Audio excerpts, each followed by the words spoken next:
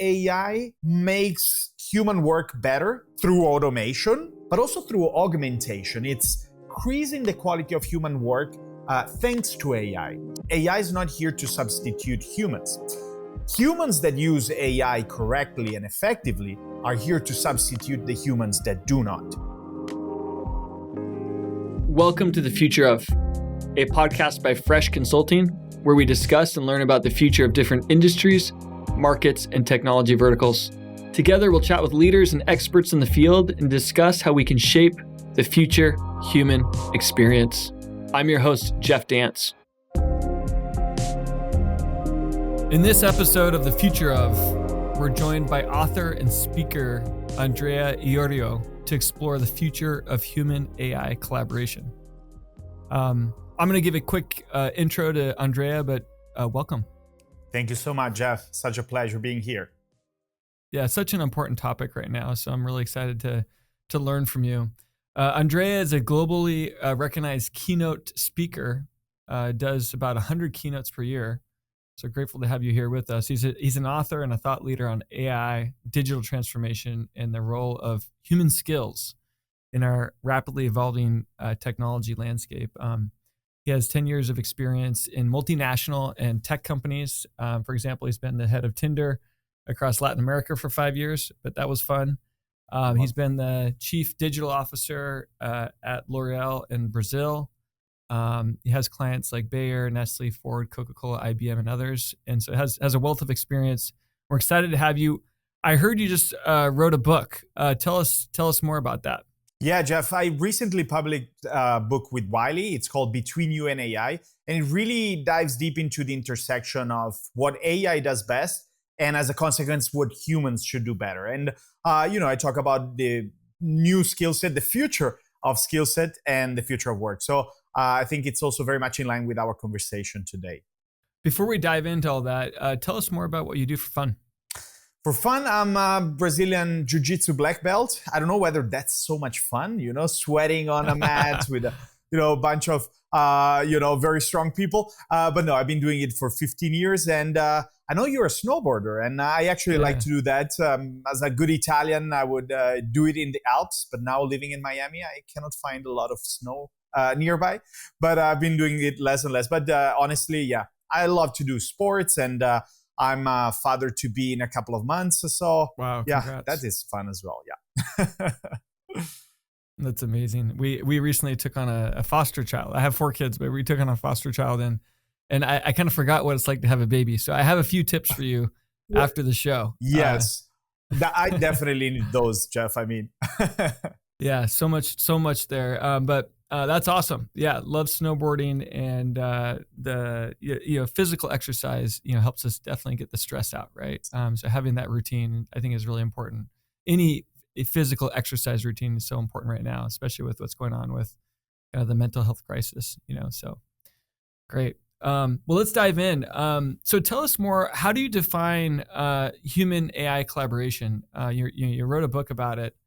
And where do you feel like, organizations are kind of getting this right or getting this wrong? Because it's a new space. I mean, Jeff, I think data shows that most organizations are getting it wrong because there's this recent MIT Media Labs study that showed that 95% of pilot projects in big organizations, pilot projects of AI, actually fail. They do not really show results. And that's the reason behind it is because we actually don't really understand how humans and AI can collaborate better together. The first thing is that we oftentimes see an either or, either humans, either AI, and they sort of like compete between themselves. But there's a great study that has been done with the game of chess, right? And it shows that actually the best players are not, AI players, but they are humans that use AI in order to play because they're more creative. They can come up and together with AI. So there's even a game and championships, organized around this. They call it Centaurus Chess. And it is really a great analogy to what should happen in organizations. Again, understand that AI is not here to substitute humans. Humans that use AI correctly and effectively are here to substitute the humans that do not. And that overall, again, AI is not here for our jobs, but AI is here for some of our tasks. And our jobs are made of plenty of tasks. Some are, right, familiar tasks, repetitive ones, data-driven ones. Those are going to be substituted. But that's the point. The true collaboration comes when, first, we understand that. And secondly, when we understand that through it, we save time and we can use it to become more empathetic with our customer, understand, ask better questions, collaborate more. And so I think when we, look at the definition of AI, human collaboration is one where AI makes human work better through automation, of course, but also through augmentation. It's, again, not substitution, but increasing the quality of human work thanks to AI and not in spite of AI. And I think that's a really important definition to be made within organizations. I love the notion of empowering humans to do, magnify ourselves because we have so many skills, natural skills. The history of robotics has been taking over like the dull, dirty, dangerous. The history of technology has been taking over more of the automated work. And it's the type of work that, through the pandemic, we learned that humans weren't coming back to a lot of jobs that just were repetitive. And so it seems like that AI is another thing in the history of technology that's going to do a lot more of the automated tasks. But it's like, how do we empower humans to do more with the skills that they have? Talking to some of the deepest roboticists and technology leaders, they take the stance like, well, this is going to help humans be more human. And I think that's a positive side, but I think the change is the hard side, right? Is the change that we experience. And so your point of like, AI is it's to take over some of our tasks. It's not to replace us, but what I heard, and I don't know if you mentioned this, that AI might it might replace some people that aren't leveraging AI, essentially, right? And so that's your point, like, hey, we need to use this to better ourselves or to improve ourselves, but not to replace ourselves. That's for sure. And it does something else beyond that, which is it democratizes access to a set of skills that were scarce before, right? A lawyer would take years to actually graduate and, to start practicing. And now anyone who has never studied law can have access to the same repertoire. Mm-hmm. It's a little bit like the calculators in the 80s did for, a niche application, which was, counting numbers. Now it's widespread. And that puts a lot of pressure on what it means to be a good professional, because if before we thought, or up until now, we think that the skills that we've maybe taken years to develop, and usually those are hard skills, those are commodities nowadays. And it's funny to see how Microsoft, I think a couple of months ago, published a report of the 40 jobs that are least to be substituted. And number one was phlebotomists, that I didn't even exactly know what they did. They are the ones that actually, do blood tests, and, they have to find your vein, because AI lacks ability in physical manipulation and so on. Of course, robotics is improving that. But long story short, it's about understanding, okay, so what does AI still does not do well? And that's where humans should thrive and, again, become more humans. It's interesting. You mentioned the calculator. It made me think of the spreadsheet. And I think in the history of technology, we've feared things that were going to replace us. And the spreadsheet was one of those. They thought that the spreadsheet was going to make accountants obsolete. But really, it empowered accountants to kind of do their best work, and then allowed our tax code to get a lot more complex, essentially, as well. But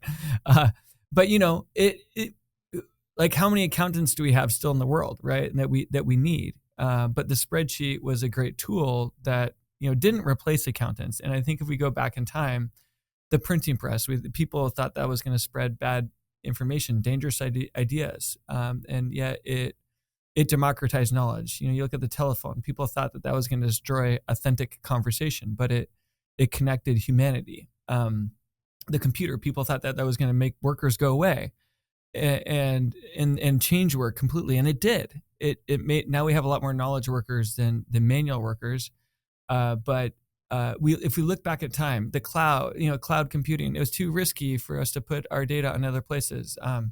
All these things where it's like we had fear around this new thing, but we adapted, we evolved, and I think if we're growing, our economic output, there is a reskilling and there's new jobs that happen, and that's hard, and that change is hard. It's hard for humans, especially when it goes fast, like it is going fast with AI. But it also seems like this just another thing in the history of technology that is a great new thing, like the computer was a great new thing, and it's going to evolve our work, but it's not going to replace us. Totally. And beyond, of course, creating new jobs, it will also change what an accountant does, or maybe even a developer does, right? Because you've made the example of accountants, and they've been empowered by spreadsheets and not really, substituted. But the consequence of that is that a lot of the manual entries, for example, that it would spend a lot of time on, well, they've been reduced or at least simplified through spreadsheets. And so what is the consequence of even AI across many jobs, and not only, of course, those that we mentioned, accountants and so on, is that it changes sort of like the job description and what they actually do. Because let's look at the example of developers as well, right? Now, 25% of code within Google is already being done by AI, right?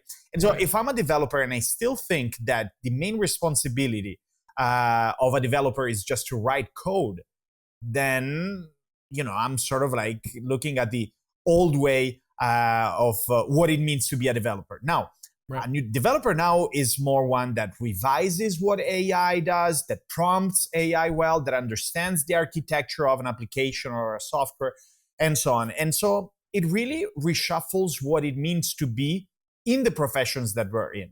It's not that it's going to take away the need of developers and accountants. It's just going to redefine what does a good accountant or a developer does. And I think it is true for all professions out there. Yeah. Could we make the analogy to the computer the same way? I mean, didn't the computer kind of do the same thing for jobs and how we work? It did, of course. And the maybe big difference is that with software and with a computer and with the internet, we sort of understood how it really worked. Because so at least let's use the example of software, right? Software used sort of like a programming logic, if A, then B. And if I were the developer of that software, I would understand how it would make decisions eventually. Yeah. Maybe the big difference, which makes it even more powerful for sure, but also sort of like more risky and more unpredictable, is that not even the developers of the large language models really understand how the model will end up to a certain outcome, right? Yep. And so there's this whole black box problem, that explainability problem of AI. And so this makes it sort of unpredictable. We cannot really like 100% control what are the tasks that is going to be able to replace the fastest.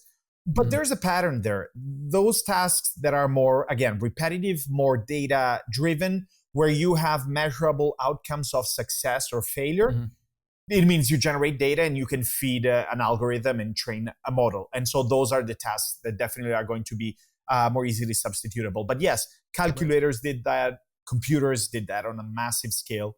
And now I think the scale we're seeing with AI is just unprecedented. Yeah. It's interesting to think about the tasks where AI really excels or doesn't excel, or how we put it how we get it into a position to excel. Because I think people think that it just magically does everything. And I think some of the core concepts of the literal sort of deep research deterministic side of AI, how you prompt for that, how you select that's what you want, versus the creative side where it's novel, it's creative, it's generative. It's very two big spectrums, and there's AI kind of can sit on top of those. And you mentioned the black box aspect, the neural aspect to it, and how people don't quite understand that, hey, there is a neural aspect to this, and that's what makes it special. There's an intelligence aspect to it, and it is more neural, more brain-like, and it's somewhat human, right? Where it's like we don't exactly know when we give a human something what we're going to get on the other side. But that's the vector-based aspect of the generative AI, right? It's combining vectors, and that's why it'll give unique answers, because it's the vectorized information is there's a generation aspect of pulling that together. So I think those are important concepts as you think about tuning tasks to make things work and recognizing what tasks might not be as good of a fit. But I love your definition of reshuffling the profession, or like the job duties and the tasks, and the notion that, hey, these jobs aren't going away. It's just that we need to reshuffle, given that we have this higher order of intelligence that we can use. My curiosity is like, because we can have, because it's more ubiquitous, and we've sort of democratized this new level of intelligence that we can tap on demand, that are we going to go up Maslow's hierarchy of needs, essentially? Like, are humans going to start rolling up into kind of higher orders of productivity and intelligence because we can tap into that, and so we can have deeper conversations from the get-go? Or is that going to kind of hurt us in a sense because our brains aren't going to do as much of the deep thinking?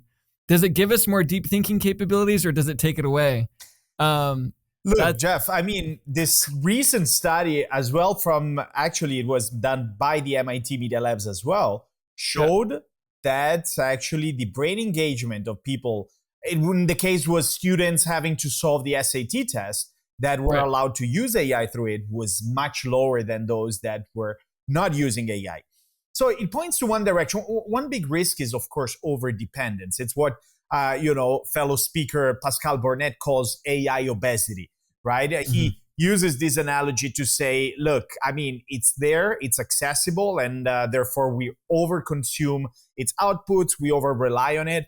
I think that, of course, this is one possibility, but as much as it happened, or at least it's happening with social media, where I think that me as a millennial, I was, first using social media and not really understanding its negative effects.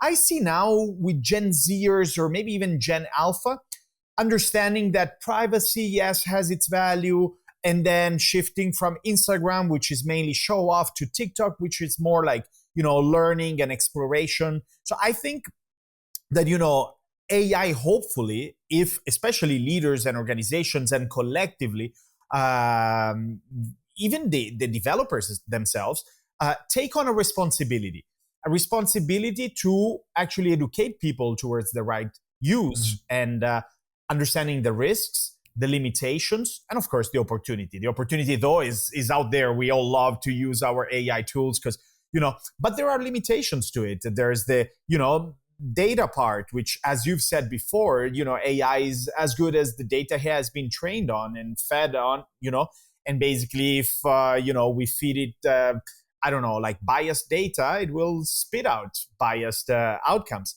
Or there's the over-reliance and a number of other things. So I think that at first, now we're at that moment, and it reminds me of an interview that Kevin Systrom, the founder of Instagram, did as soon as he left the role of CEO of Instagram. He said to the New York Times, "We're going through a pre-Newtonian age of social media." And to me, it reminds me very much this AI moment. It's very pre-Newtonian. That means they're there, we use them, but we don't really know how they work and what's their effect.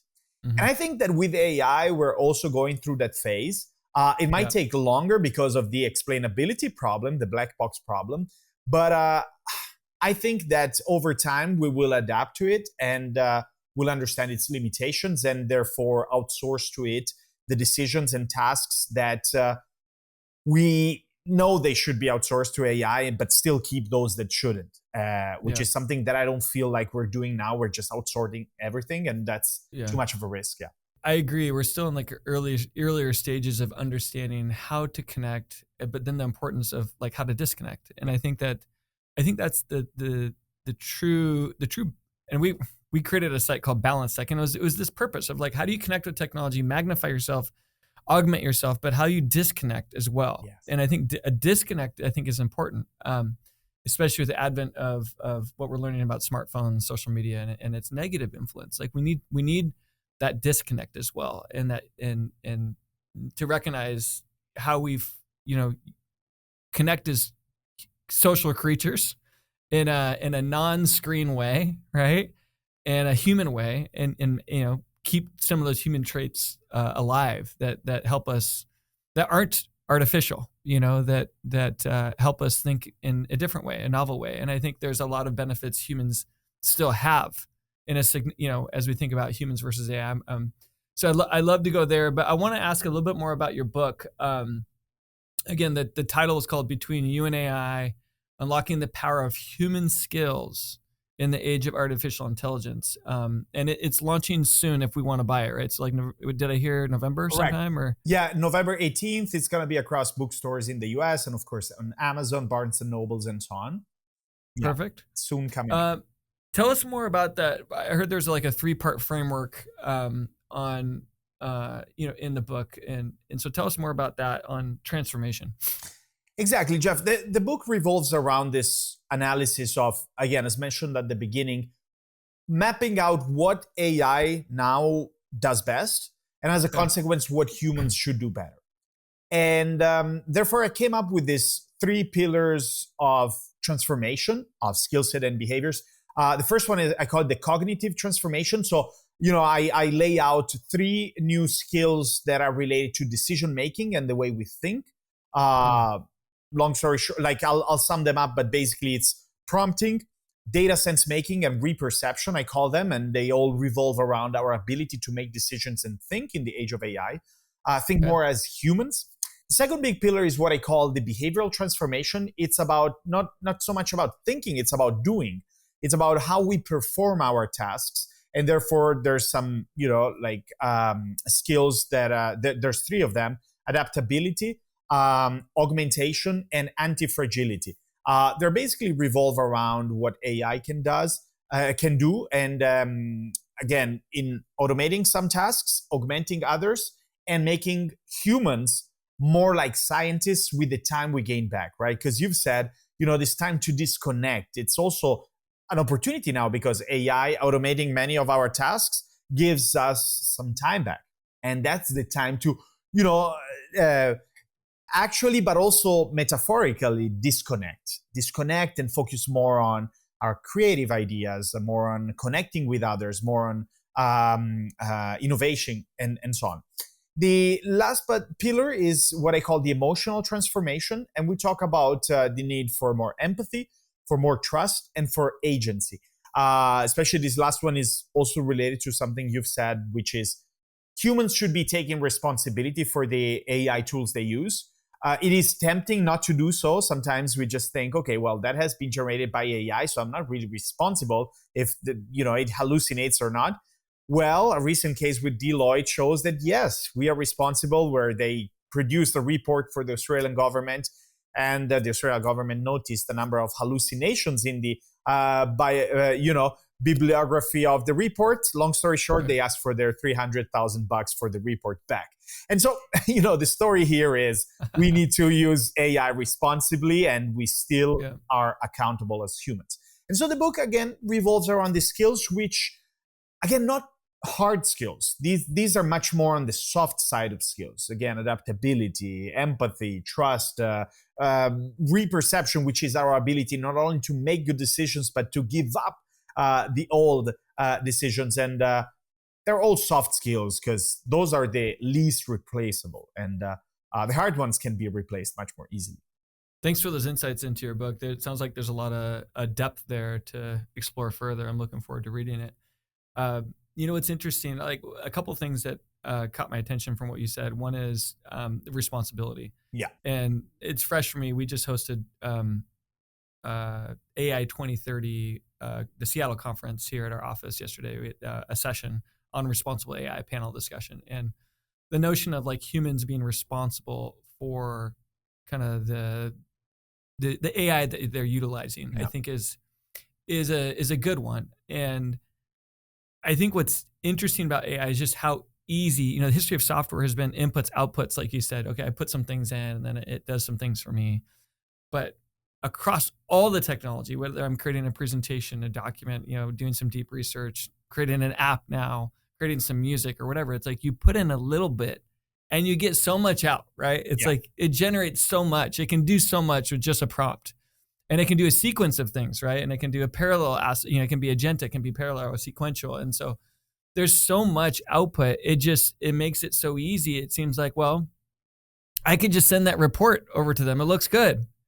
But that's maybe not responsible, right? Like to not like own what I'm sending and be able to analyze that and maybe look at the sources, right? And so this notion of being responsible about the production value, because you can produce so much, I think is a really important trigger for the future. Hey, this is a tool, it's helpful, but there's a review, there's a human in the loop, there's an ownership of how I'm using that, and I think that's a principle to hold on to. It is, and also because if we look at basically, AI's lack of responsibility, it is across a number of dimensions. First of all, it is not legally responsible for what it does because it's not really a legal entity. They're talking about now making it a legal entity, but we're still far from that. Secondly, they're not morally responsible because the AI does not really have a conscience. And it processes data and information, syntactically, not semantically. So it does not give meaning to them. It does not really understand the depth of a decision with respect to another. And the third thing, it's not really technically responsible because there's what my fellow Italian researcher and expert Luciano Floridi says, the many hands problem with AI, which is it's too opaque. Responsibilization is tough. There was this great case of Uber in 2018 was testing out an autonomous vehicle, and unfortunately there was an accident, and the vehicle ran over a cyclist because it misidentified the cyclist, and basically in court Uber was not deemed responsible. Of course, the developers of the AI tool were not deemed responsible. The only one that was legally responsible was actually the person in the car that was sort of like, overviewing the system, because, the car was autonomous, but it had someone in it sort of like overviewing, and he didn't pull the brake on time. Long story short, this is a perfect example. Like, OpenAI will not be made responsible if we use ChatGPT in a malicious way. And honestly, we will be responsible for that. And I think it's just too tempting to think we're not. And whenever we're, imagine a big business such as a bank, outsourcing to AI the decision to approve or not a loan to a customer.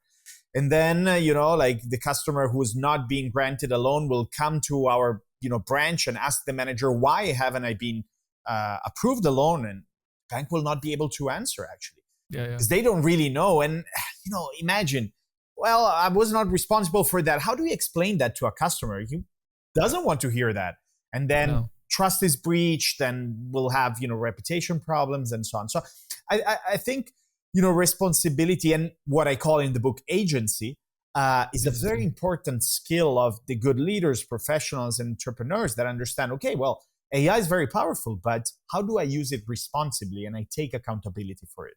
It's another dimension of responsible AI. But I think understanding how it's not responsible, like you said, okay, and its deficiencies, it's not legally responsible, morally responsible. It doesn't have a conscience. It's not it's not taking responsibility for the technology. I think helps us understand where we are responsible. Yeah. And it's not, BCG came out with this principle of like 70, 20, 10 on like, okay, as we do AI work, 20% is the technology, 10% is the data, and 70% is the people and the process and the change management and like the context, the contextual side of it, right? And so that comes back to like, this need for both, right? And understand what it is and what it's not. So you had mentioned AI obesity, and I think of that, hey, we're just using AI, we're pumping out stuff, we're sending stuff, we're doing this with our work, but that's not really responsible if we're not, more careful, more involved. And I think that's maybe an example of like the AI obesity. It's like, oh, we're just getting used to this, we're not thinking about it, right? And I like to think about, with social media, I like to think about, the creators versus the consumers. And if we're just consuming stuff all day long via social, via the news, that, the doom scrolling, like it's like, it doesn't help our brains. It doesn't help us as humans. And we see this in the mental health. But if we're creating things, right, and we're a creator, then maybe we won't get obese. But figuratively, but like, the notion you can create things, but then you have to be responsible about what you create, right? Or if you're going to share that, use it. And I think that's an important component. You also mentioned this notion of the black box aspect, and I think it's interesting that like you mentioned the legal aspect of this autonomous driving, that copyright, in a sense, the technology companies have been winning against copyright because there is a black box aspect to it, right? And there's like, well, I'm putting all these inputs in underneath, and then the AI is, taking those vectors and recombining them. But there is a fair use to information on the internet, and so I think it's that novel aspect makes it hard to say, well, you can't trace it back exactly to the source, right? So I think this is all relevant as we think about how we partner with AI. So thanks for your insights. You also, you talked about like, you started to talk about some of the things that humans have that AI doesn't have. You talked about, the morality side of things, or the conscious. Can you go deeper there? I'm interested in like what other thoughts you have around where we have an edge, or where we need to kind of keep honing our skills differently than what AI is bringing. So taking a segue from what we've just discussed, which is the problem of responsibility, there's a second aspect which sometimes it is tempting to think about the fact that AI makes us more productive. But there's a trap there, which is the second big challenge is it is not only making us more productive, but it's making everyone else who uses the same tool more productive. So there's what, Darren Acemoglu, who, the MIT professor who won the Nobel Prize for Economics in 2024, he calls it the productivity paradox, which is of AI.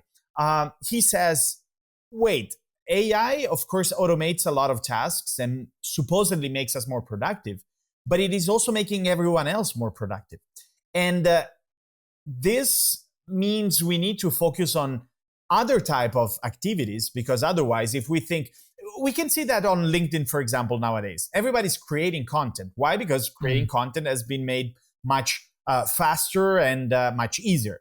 And so if as I was at the beginning, also tempted to say, well, I now will use ChatGPT to post every day. I will generate images. I will trim my videos so fastly, and I will gain a competitive edge. Yeah. Well, I didn't gain it because I was like, overwhelmed by all these polluted feeds where everyone was doing the same. And so I understood, okay, then that's not exactly what will make my competitive edge. Maybe I will have to be more original in the things that I say, and maybe differentiate myself with different type of contents and so on that AI does not do. And so a second big aspect to it is, again, not falling into the trap of thinking, okay, AI helps us do this, and therefore this is our competitive advantage. Actually, sometimes it's also the other way around, which is, okay, if AI does this well and everybody starts doing that, maybe we should also do it differently or do something different to that. And so that's one point. Actually, getting into the emotional side, that's a super interesting one. You've talked about conscience. There's some researchers like Blake Lemoine, who used to work at Google, that said AI has a conscience. But the overall agreement is that AI has not developed a conscience yet.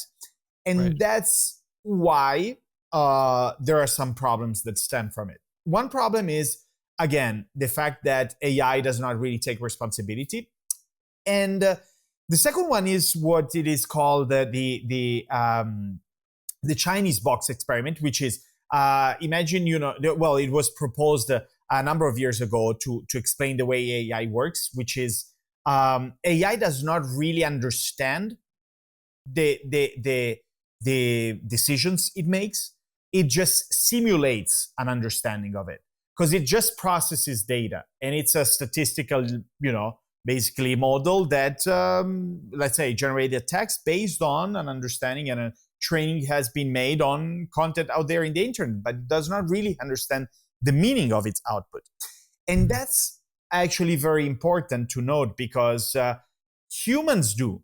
And if we use, for example, taking it to the extreme, AI for military applications, and AI is maximized to, I don't know, like reach at its best the military target, AI will not have the same feeling that a human drone operator, although in a military base somewhere in the world, will feel when it pushes that button. And it asks itself, are there civilians or this or that? Right. AI will not. And so it's pure goal maximization and lack of understanding of its decisions. And that makes it risky. And that's also where we need humans in the loop. And we need always that sort of like interpretation of the meaning of things, which is more and more responsibility of humans. And, again, AI is great at sort of like simulating empathy, simulating human feelings. We notice that through the, soft-spoken voice of the ChatGPT's, vocal function. We notice that through some chatbots that are, designed to be very humanized. That's why it works for therapy. But the problem is that AI does not feel back. And there's this uncanny valley effect of breach of trust, really, this feeling where you're really not interacting with people. And that's a big problem. So I think, again, I'm not saying it's easy, but it is our duty to map out, again, what AI does at its best. And first of all, understanding that it does not mean that's the competitive advantage. And secondly, okay, what are its limitations? And that's where we thrive and we should focus more on. And I think these are some examples. Empathy, the fact that it commoditizes the skills and knowledge, and responsibility, as we've talked about. It does seem like AI can be a short-term competitive advantage, but in the content world, I don't know, right? But like if we look at the tech companies that are leveraging AI, right, there is a competitive advantage to them, but I think it's a time-based window. Yeah. In that, to your point, if everyone is doing it, then it's no longer an advantage, but time seems to be the last great, and speed seems to be the last great competitive advantage in general. So I do think there is a thing there to say, well, if I can make something more intelligent or I can make it better, and it already exists, then there is an advantage to going there maybe before others, or there is a disadvantage if I don't go there. McKinsey said that in 3 to 4 years, technology companies could be obsolete if they don't incorporate AI. So it does seem like there's a thing there, but I agree long term that it levels out, it becomes commoditized, and we're already seeing that with the big engines competing to our benefit, right? It's continuing to commoditize what we can access, what anyone can access, right? Which is amazing. I love the notion of like differentiating what we have. Between like, okay, AI, it doesn't have multisensory emotions, and that's something we have. You mentioned it doesn't really have a conscious for like something in the war front, and we're driven by values, as human beings for the most part, and I believe most humans are good, even though we get to read the news and see a lot of examples where people have chosen otherwise. Yeah. We build trust and kind of connection, and we feel, right? And that's something unique.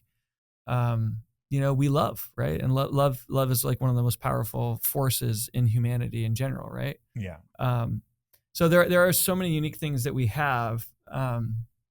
Morality, genuine emotion, that moral judgment, sort of intuition, the improvisation, creativity that we need to hold on to and magnify.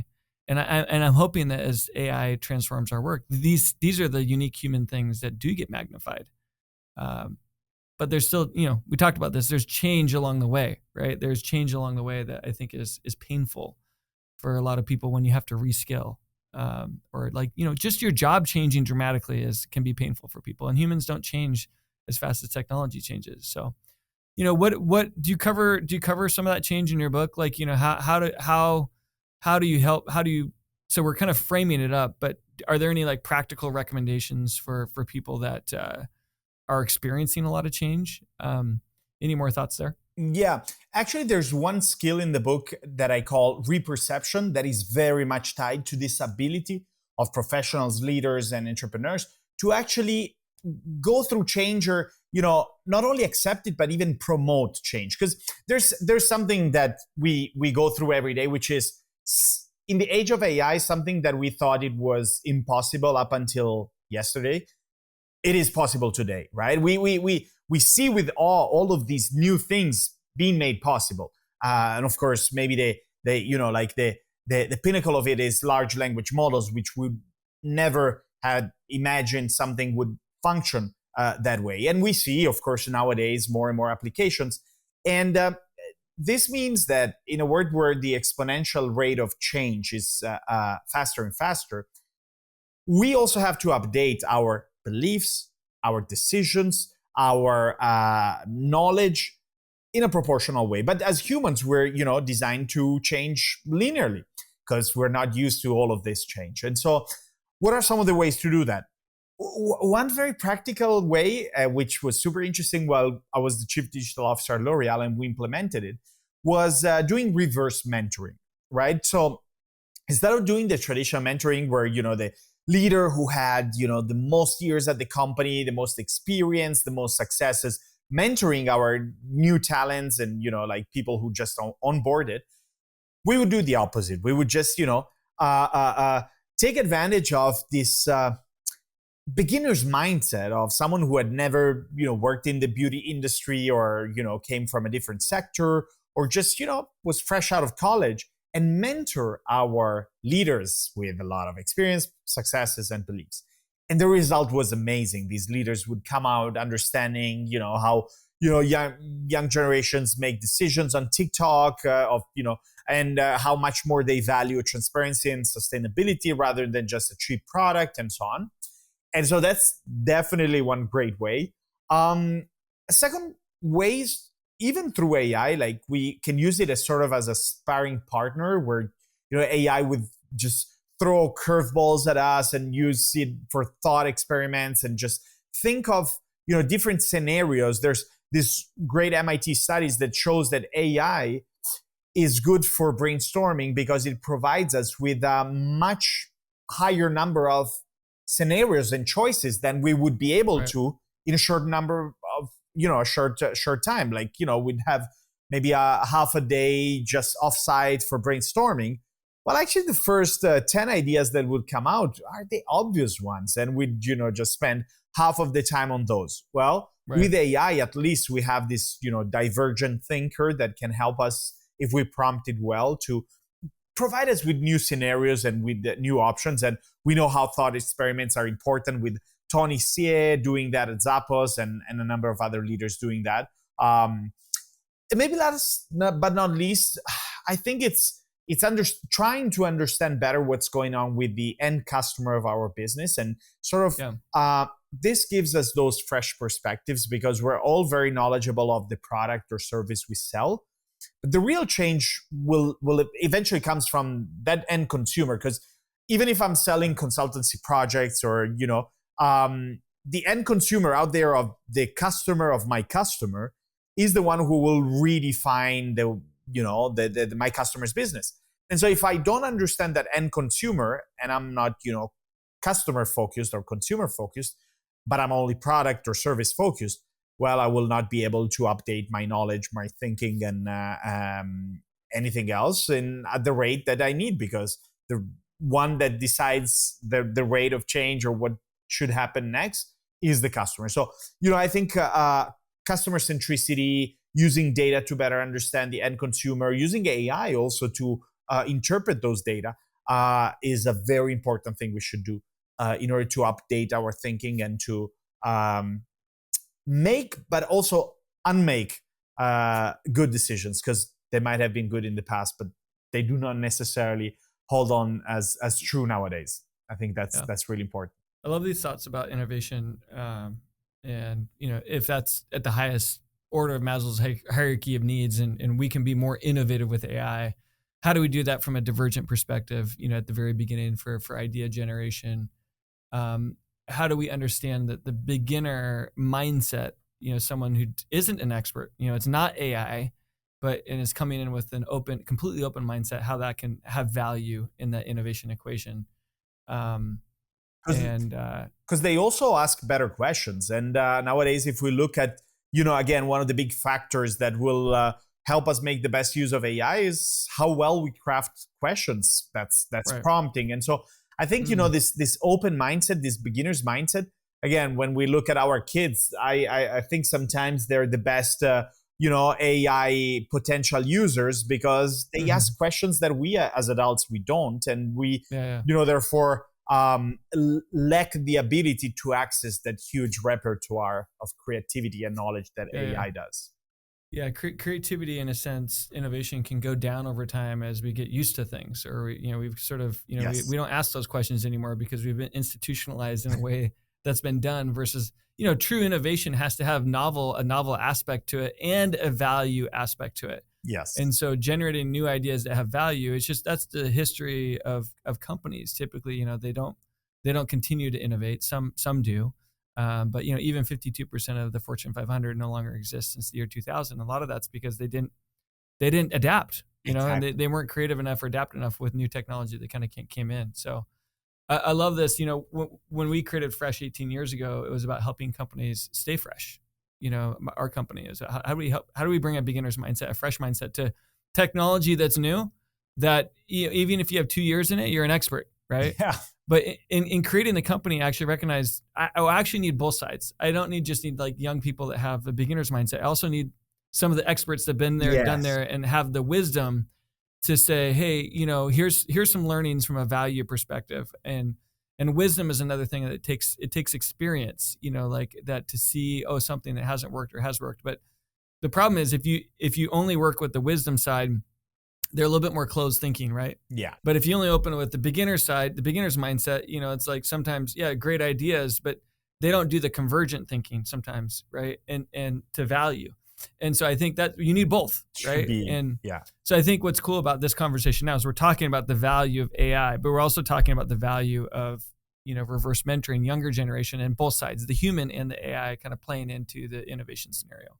Exactly. And there's this sort of like generational exchange, which I think is also very powerful. This diversity of thought, these exchanges are super important. And whenever we, again, look at diversity, sometimes we focus on certain aspects of it, but it's much broader than that. And it's also generational, because the sort of repertoire and the way it mixes up, it's very complementary to AI, and it does not only bring one perspective. And I think it should be important from the boardroom down. So it's as you've said. And AI, again, is a great sparring partner, just provides more scenarios, more ideas, and just, we'll have to use our critical thinking to see what's good or not good for us, I think if you're in the position of a creator who's trying to create something, who's trying to create value, then that sparring partner, it does allow you to have deeper thinking. It does allow you to kind of go deeper or create more, right? But if you're just consuming, then maybe not, right? And so I think that is a key difference for us as humans.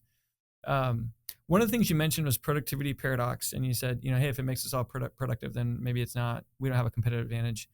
I've also heard about the Jivan paradox, which says that if, and it was that, I think that was from the 1800s on the coal industry, and when they created more coal, and it was cheaper and we were more efficient, then people consumed more coal.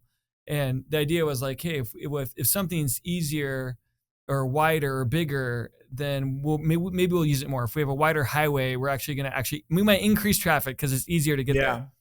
And I think one of the parallels that's brought up for AI with the Jivan paradox has been like, okay, if it's easier to do something, you'll do more of it. You'll use more of it. And I think as business owners, we've been on the side of like, well, are we creating value or are we cutting costs? And I think it's interesting to think about. We hear in the news, well, people are cutting some employees. Yeah. And they're not cutting massive amounts of employees. It's like, well, that's a 4% cut. It's still a lot of people. It sounds in absolute terms. I think Amazon recently announced hundreds of thousands, but it's still in the less than 10% of the workforce. But yeah, you're right. Those numbers can look gigantic. Yeah. Right. But so my thinking is, and this may be the positive side, but like as we get more productive, maybe we'll create more value. We'll have more economic output, and that could be the generation of new jobs, Yeah. right? Where it's like, well, we're creating more revenue, we can hire more people to do more.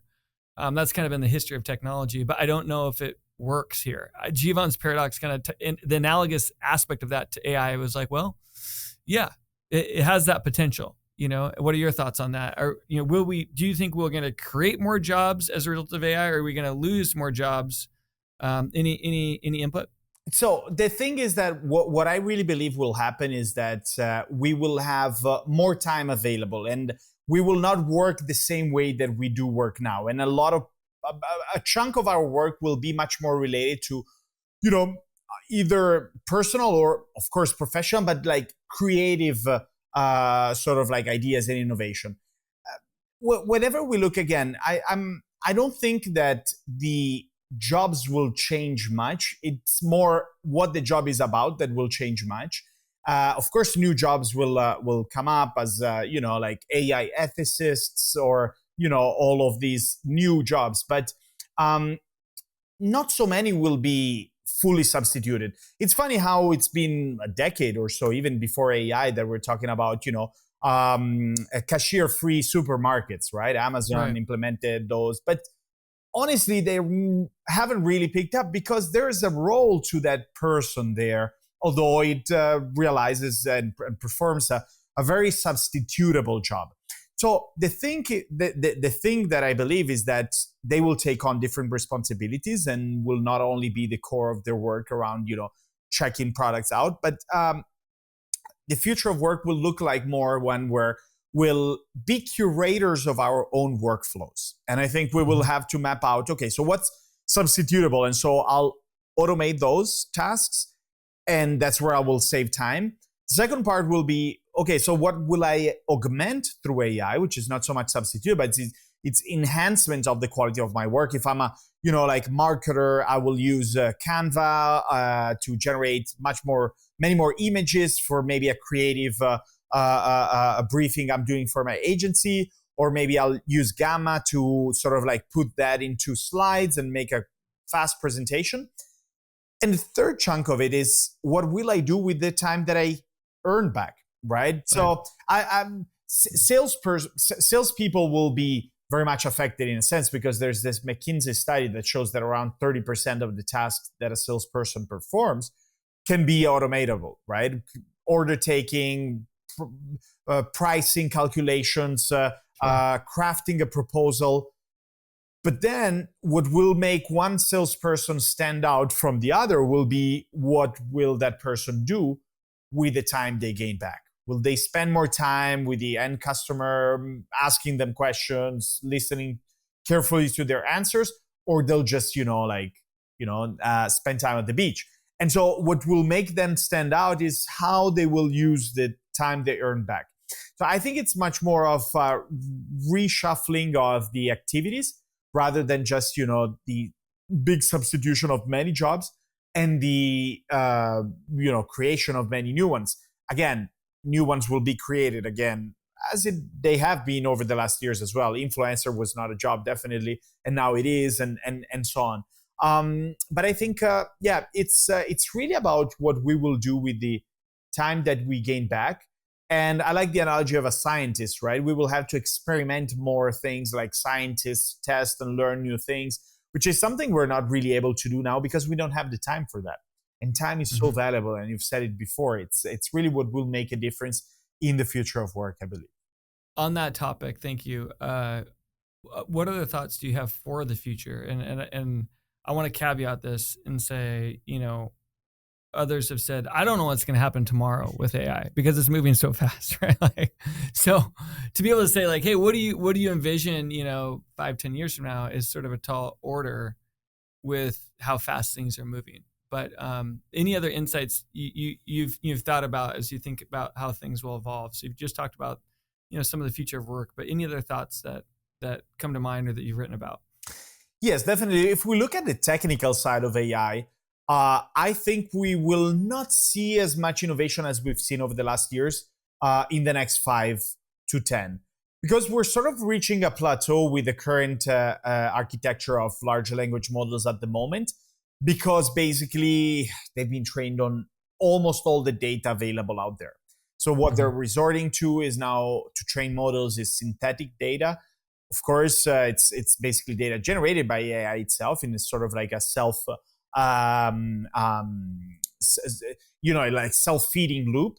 But we're plateauing when it comes to the large language models and to the power of them. So therefore, we'll see more private language models. Therefore, proprietary to the companies, or we're seeing that's why Notebook LLM by Google is picking up. You just create your own language model really quickly. You just upload, and it's niched, but it's really used for a certain application. We'll see again small language models, private language models, but we will not be able to see very big innovations, or at least that's my prediction. On the sort of like human side of it, we will see a shift of the training and preparation of people, or the evaluation of good people from the hard skills to the soft skills. I've done research for the book. I interviewed 247 HR leaders globally, and I've asked them, would you rather in the future, if you had to hire someone, rather hire, let's say candidate one has all the hard skills, all the knowledge necessary for the position, but has not very good soft skills, not very empathetic, doesn't ask very good questions, does not collaborate a lot. And candidate two does not have the necessary hard skills, not knowledgeable, comes from a different sector, does not have the certifications, but it has a very good soft skills. Which one rather would you hire? And 93% of HR leaders said, I would go for candidate two. Which is sort of counterintuitive, because me and you likely, grew up in a world where they would tell us exactly the opposite, right? Just, be very knowledgeable, follow a very linear trajectory, become hyper specialized, and, don't focus so much on the soft skills because they're hard to measure. How can you measure the impact of your empathy on sales? And now this is saying something very different. And so I think that the future of work will be much more focused on the soft skills. We'll, of course, consider, hard skills as important, but we'll also understand that they're now much more easily accessible if a person knows how to use AI tools well. So I think that will become more of a differentiator, the soft skills, and because they're really not replaceable so far. That's really interesting. But we're seeing evidence of that now, right? Yeah. Like some of the, the engineers with computer science degrees that are graduating from college it's not even close to the same job market as it was a few years ago, right? And those are hard skills, right? Yeah. These are like hard earned skills, but that if anyone can create the basic levels of code now, because it is language, right? Then that's an example of like a hard skill. So there's a lot of these hard skills that are going to be more accessible. That puts more emphasis on the soft skills. Yes. Which we haven't maybe hired as deeply for in the past because they're harder to measure, but we will, and we should. I love that. I mean, I love the notion that soft skills are going to become more important in the future, because I think soft skills are generally, these are human skills, right? Like these are some of the unique skills that make us human, and so is our intelligence, right? The notion of like having intelligence about a thing, but if we're commoditizing more of that intelligence, the level of intelligence that we can tap into, then I could see where the emphasis becomes more on the soft skills. That's correct. And it gets to the research I've done. After shocking myself with these numbers, I've asked them why. And they told me for two reasons. One, hard skills are easier to teach if someone doesn't have them than soft skills, which didn't surprise me. But the second one was super interesting. They told me, well, look, Andrea, we've noticed that we already use AI tools within our company that perform the hard skills best. But we haven't found any tool that even can, come close to the soft skills of our people. So why should we hire candidate one at this point? Because we don't really see the need. We see the need more of candidate two. I love it. As we think about the future, that's a new one for me. I want to ask you two more questions just to kind of wrap up. One is, you'd mentioned some of the business leaders haven't been successful. And, Yes. I just interviewed one of the inventors of RAG, and he was talking about context. Like context is everything with AI. And as far as hey, how do we flip 10% success to 90% success? What would you say to kind of business leaders that are, working on these, AI strategies and working with their team? Like, what would you advise them to make sure their, AI deployments and launches are more successful? Well, the first thing is data. And so AI tools are as good as the data that we have. So if there's incomplete data, will lead to generalization problems, hallucinations, transparency issues. And so we have to be data ready. So there's no point in hiring the best tools or sort of like, developing or at least trying to launch big projects if we don't have the data ready. So that's one part to it. Second part is, again, the people part, but it's more complex than just saying, okay, do we have the right people trained on the tools? Because the understanding of the tool is one aspect to it, but there's this great research that shows that there's actually two dimensions to humans' collaboration with AI. One is the understanding of the tool, but the second is the emotional perception of the tool.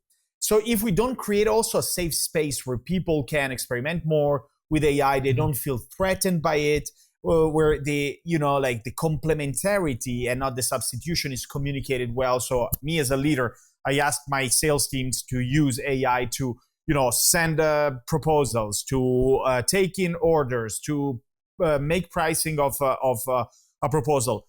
And then if I don't communicate it well, I'm sort of like subconsciously making my salesperson think, well, if I'm using this tool now, I'll be substituted. So it has to be well communicated. So the human part of it is, how do we design it and communicate it well so that humans also don't just understand how it works and how to use it best, but also they feel that they can trust the tool, that they can trust their leader, they can trust the organization, they're not going to be substituted. And the last thing is governance. Is okay, so I'm maybe using AI to make very sophisticated or private decisions within my organization.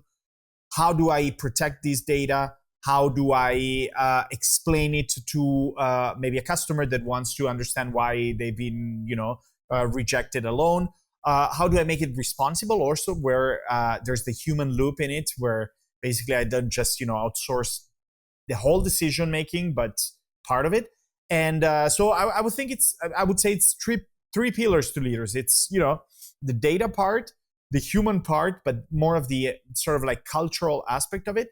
And then there's the whole governance, right? How do I make it ethical? How do I keep humans in the loop? And how do I design this collaboration and not just a substitution?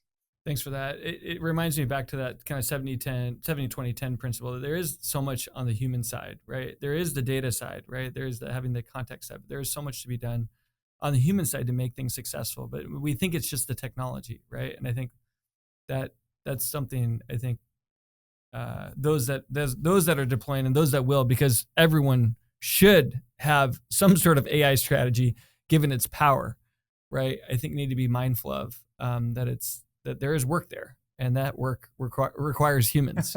Yes, that can be outsourced. That's for sure. Awesome. Last question is, what are some of the advancements you're personally most excited for? As it relates to AI, you've written about it, you're speaking on it. As you look ahead, what are some of the things you're more excited about from an optimistic perspective?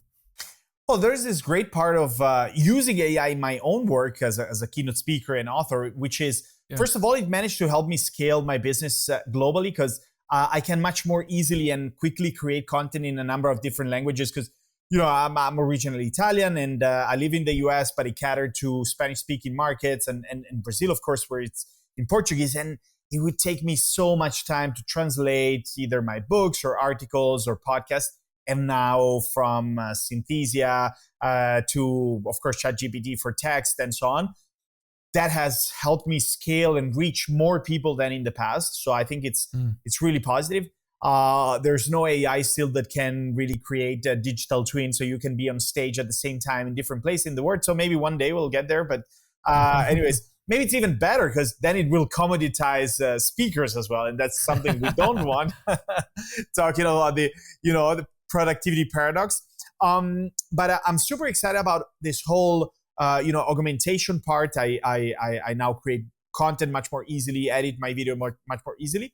But I think it's just reaching more people and at least promoting my work and my topics, especially with the book Between You and I, and making people understand that it's not only about the technical aspect of AI, but there's a whole new set of abilities and skills and capabilities that we have to develop. Because if we just start implementing and using AI tools and we look at our job the same way as we did in the past, we are going to do a lot of overlapping tasks. We are going to think we're more productive, but we're not being more productive because everyone else uses the same tool.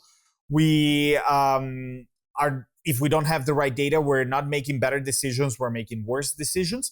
And, overall training and educating people across the globe, thanks to AI, on AI itself and on its responsible use, which again is based on the human capabilities behind. So I think it's a very exciting moment. And I think also connections like this one, being on this podcast and so on, just, has been made possible by this digital transformation that is undergoing. So I'm very excited. I know, deep down also a little bit scared, but as everyone else. And, that's the also motivation that keeps the flame alive of, and the sense of urgency alive that we have to always, keep pace with the transformation. That's positive pressure, versus bad stress. It's good stress, right? Yeah. So great to hear. Thank you for being on the show. I think this was a great session as we think about the future for people, every human in the world, and also for business owners as they think about, how do we make this positive, and think about the combination really. And I'm blown away about intelligence that can be added into almost anything. And I recognize it's still artificial. Yeah. It's still artificial, right? And so there's value to us as humans. So thanks again for being here. And we learned so much together, and I'm grateful. Thank you so much, Jeff. Thanks everyone for listening. And it was a pleasure being here. The Future of Podcasts is brought to you by Fresh Consulting. To find out more about how we pair design and technology together to shape the future, visit us at freshconsulting.com. Make sure to search for The Future of in Apple Podcasts, Spotify, Google Podcasts, or anywhere else podcasts are found. Make sure to click subscribe so you don't miss any of our future episodes. And on behalf of our team here at Fresh, thank you for listening.